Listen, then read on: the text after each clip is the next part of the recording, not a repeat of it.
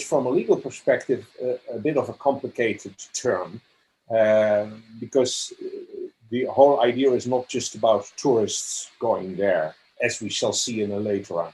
However, for the sake of convenience, and because that is the term that attracts most attention, I will use that term as well right now. And space tourism essentially is the idea that people go to space, go to outer space, just for the fun of it, for the sensation or for the enjoyment of the trip, not for any more professional, let alone scientific or similar purpose. Space tourism has effectively taken off in 2002 when Dennis Tito, a multimillionaire, was able to buy a trip to the International Space Station.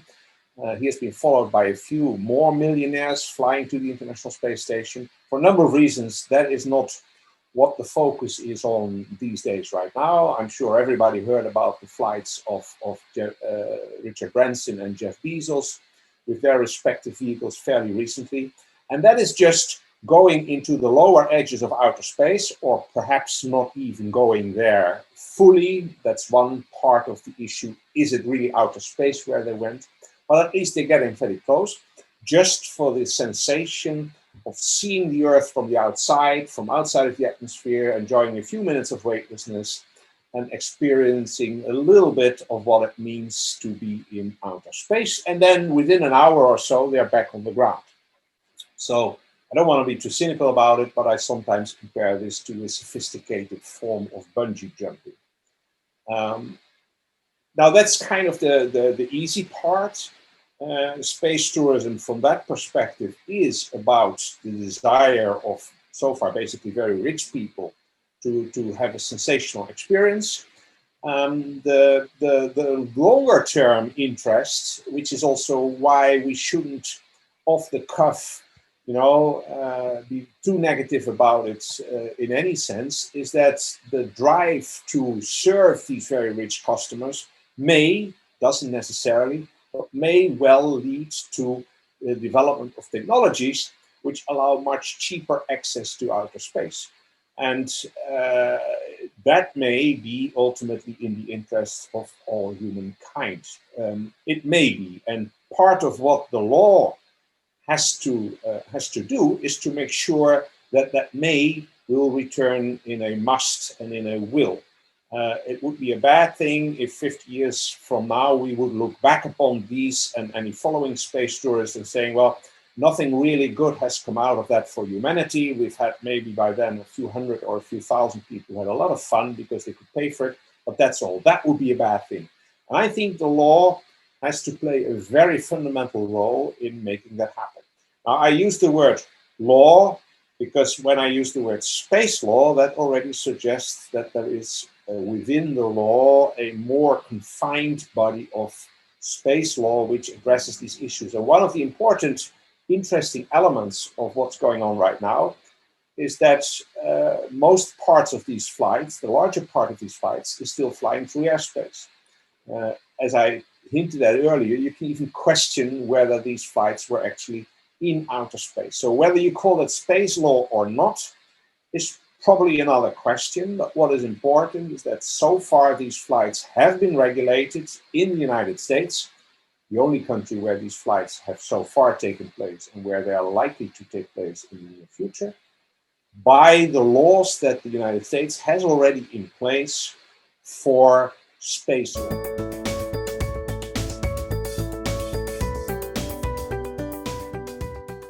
Of course, a number of issues which are very important. And the one I'll start with is the one which is, at this point in time, probably the most neglected one. That's the environmental issue. I have heard that some of those operators claim that they're using environmentally friendly technologies and fuel. I don't know whether that is true. But that is clearly something that is of great importance. We all are, we've just seen a few days ago this rather heavy IPCC report coming out, which really rings the alarm bells.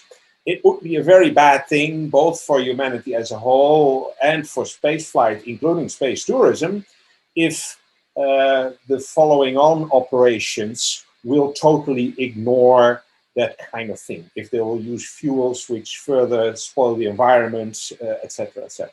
And of course, law is a key issue in helping that arrange. I haven't seen anything in the legal context addressing that yet. Of course, because we're in the very early stages of space tourism, there is no specific dedicated law to space tourism on the international level. Of course, the space treaties do apply to the extent that they are relevant, but that's almost marginal, I would say.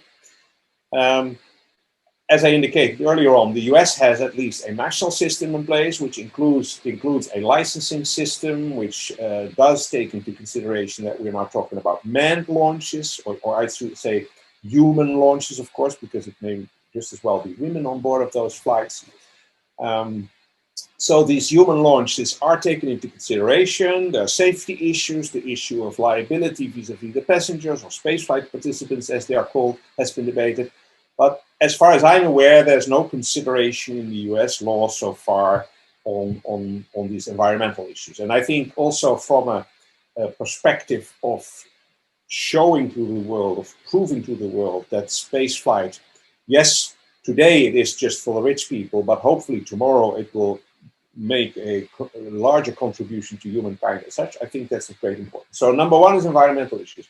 Number two is what I do see happening so far, but what we also always have to keep an eye on is that the legal developments keep in pace with the technology developments. The way the US authorities currently approach this is that they work closely with the industry.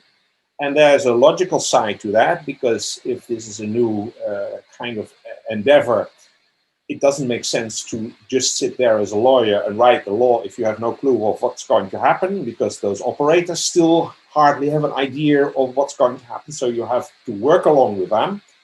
There's no way of avoiding that. On the other hand, there's always a risk that by working too closely with the industry, you don't sufficiently take into consideration the public interests in the safety and security and the environmental issues which I mentioned. To quote an example from another industry, the safety regulation on aircraft has proven that if you listen too closely only to the engineers of the aircraft builders, you get problems such as we had with the Boeing 737 MAX, right? So there has to be a moment at which the regulators take a step back and say, okay, now this is what the industry tells us. We are happy that they inform us of how these things work, because that allows us to judge where the real safety issues are. But then we should make up our own mind with our own independent technological expertise of how to make sure that we don't just follow whatever the industry suggests, but that we take an independent view on how to regulate. That's already a little bit of a longer term work. And then the third step goes again in the more longer term, is going back to what I said at the very beginning, that it's not just about space tourism. If you look at the claims of several of these operators, including Blue Origin and Virgin Galactic, they say we're going to develop technology and using, to a certain extent, these tourists as guinea pigs. We want to develop the technology so that at a later stage we are able to transport stuff into space much safer and much cheaper, but also to fly from New York to Tokyo in 2 hours instead of 12 hours.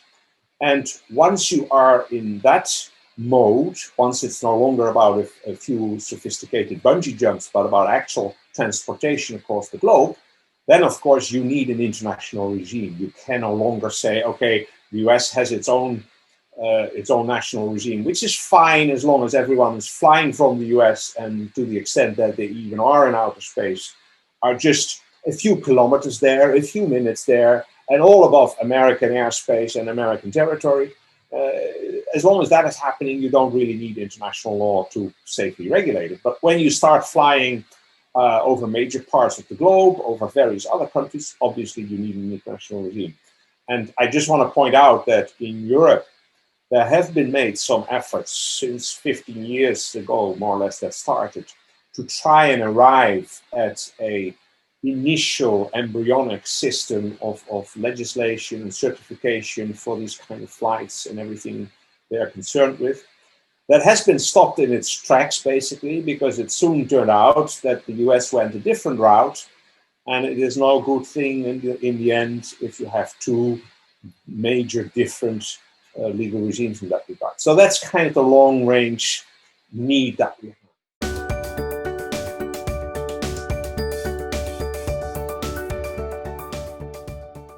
Here I'm going to take a position that is not agreed to by everyone.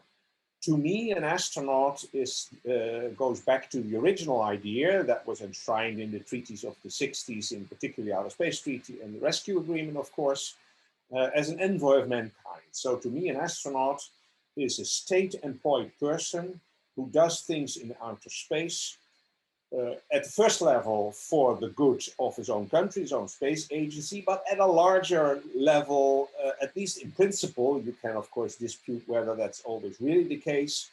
If you are against space flight at all, you don't see an astronaut doing anything useful. But once we move beyond that step and you consider that space flight, that human space flight is something useful, these astronauts do scientific experiments which are for the better of humankind. They allow us to learn more about the origins of the Earth, about the problems of climate change.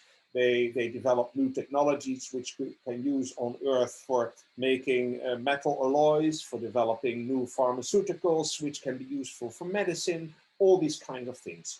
And they still, to some extent, risk their lives for it. I mean, they do it voluntarily, but they do risk their lives because from time to time something goes wrong.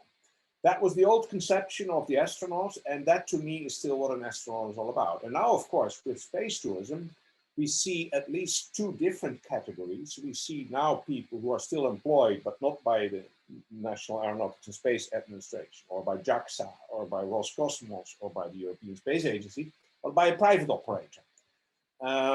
They are not doing it because they want, at least not initially, in spite of the claims of these corporations, they're not doing it initially in order to contribute to the general knowledge of humankind. They are doing it because their company wants to make money. There's no two ways about it. And it doesn't mean that it cannot bring, at a secondary level, contribution to humankind as well. But that's already where I start doubting whether we can really talk about an astronaut. And to make the point, the United States is apparently of the same view, because in national legislation, they are already making a difference between the classical astronaut and a crew member of such a flight. And then the third category is even further removed from the classical astronaut. Let's call them the space tourist again, for want of a better word, although officially they're called spaceflight participants. If you go in outer space, even if you do some experiments like Mark Shuttleworth, one of the space tourists who went to the International Space Station, did, the South African, who took a lot of scientific experiments with him, he's still basically doing because A, he wanted to do it, and B, he had the money to do it, to afford a trip, which was, I think, $20 or $30 million. I don't think you can call these people astronauts in the classical term, and certainly not in the legal term.